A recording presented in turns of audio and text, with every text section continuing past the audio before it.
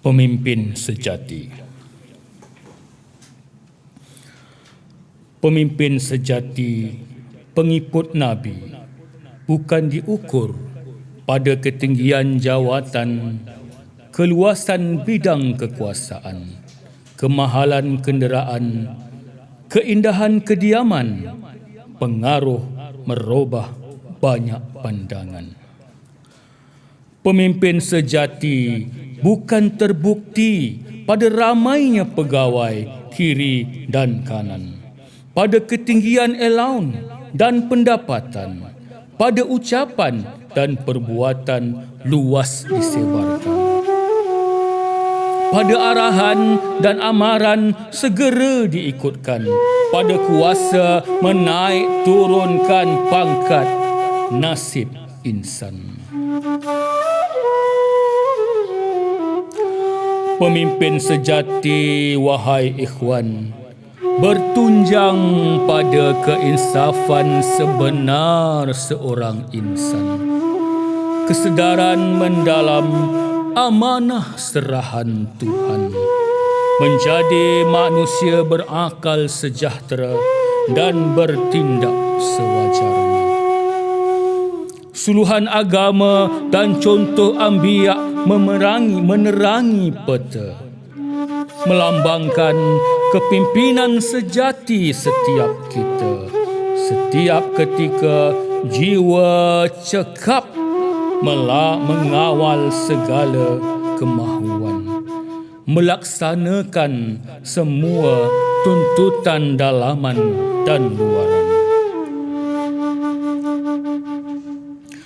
Pemimpin sejati tertayang pada kata-kata meyakinkan, tiada kekeliruan, kepalsuan dan keraguan. Tertayang pasti pada janji-janji segera ditunaikan. Amanah rendah dan tinggi disempurnakan. Pada pelantikan ahli di setiap jabatan, penghukuman pelanggar undang-undang, walaupun keluarga rapat rakan taulan. Pada pengawalan genggaman hartawan dan bangsawan, perlindungan insan bawahan, kecacatan, ibu tunggal, anak yatim, haiwan dan persekitaran. Pada saat malam, puasa pilihan tidak diabaikan. Sedu, sedan, menagih pengampunan Tuhan. Pemimpin sejati sebegini, kawanku, lahir dari hati ikhlas disuluh ilmu, mengenal sifat-sifat Tuhan dan haknya, memahami ajaran Nabi dan sunnah serta rohnya, menjejaki teguh sahabat dan kerabat, aulia dan umara setia.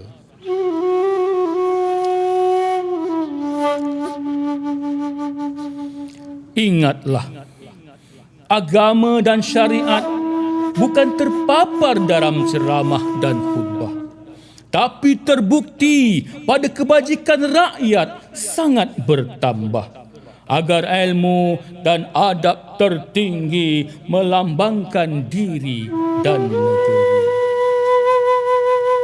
Suami isteri tidak perlu mengembara meninggalkan keluarga bertahun mencari rezeki. Jalan raya sentiasa selamat, agar insan dan haiwan tidak termangsa. Yang perlu kahwin, dikahwinkan segera, agar terlempar jauh zina dan fitnah hina. Yang muflis, berhutang dan terbeban, ringankan bahu mereka, hapuskan alasan.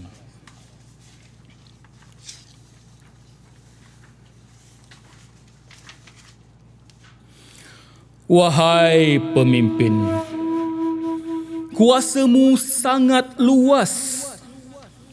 Biarlah mengawal nafsumu yang buas.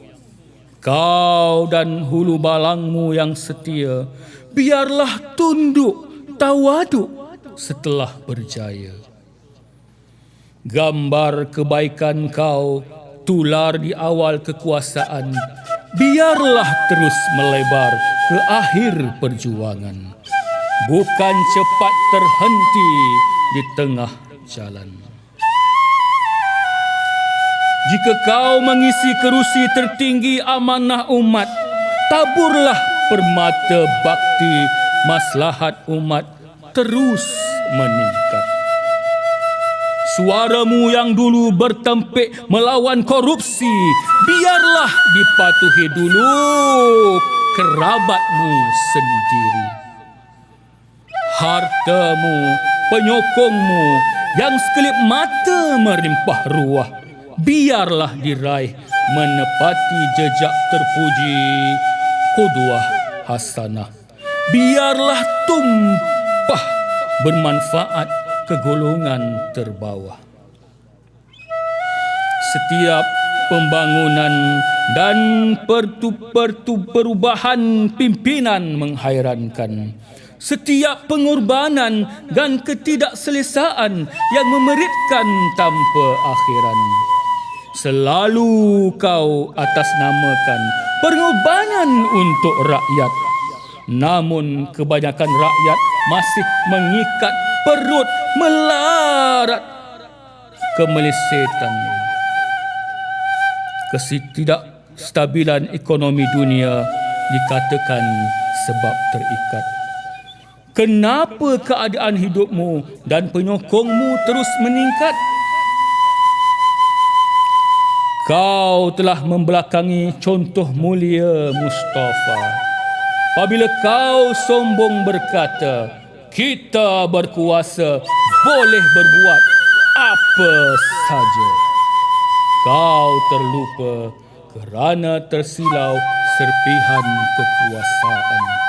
Yang sebenarnya berhak berkata demikian hanya Tuhan.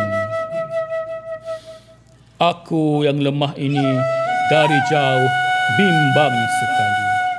Jika sikap itu penyakit sangat halus berbahaya. Syirik khafi.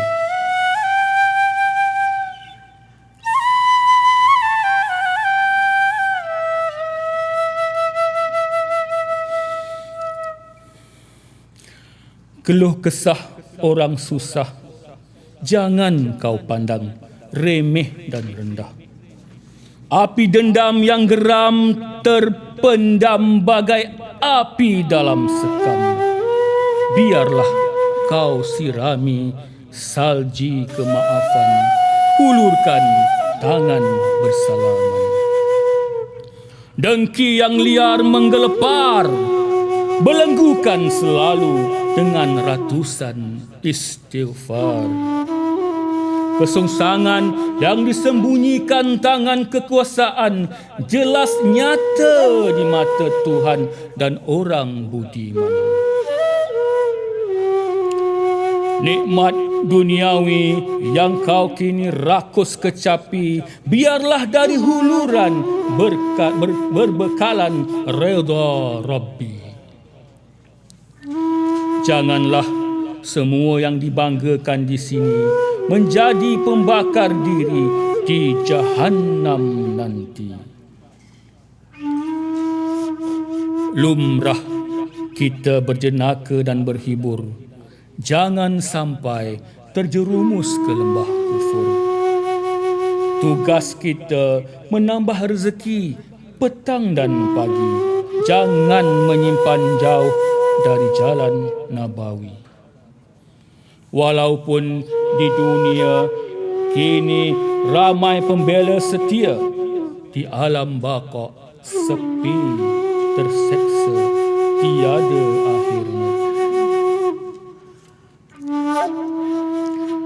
Di dunia ini yang dilihat tidak bermakna hakikat.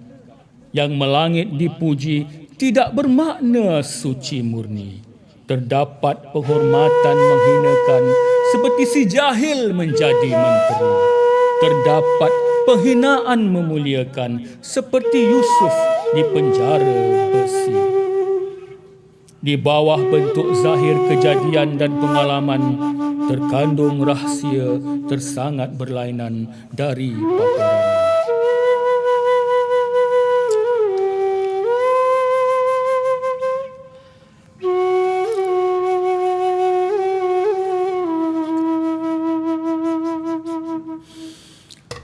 Uban sudah terlalu banyak.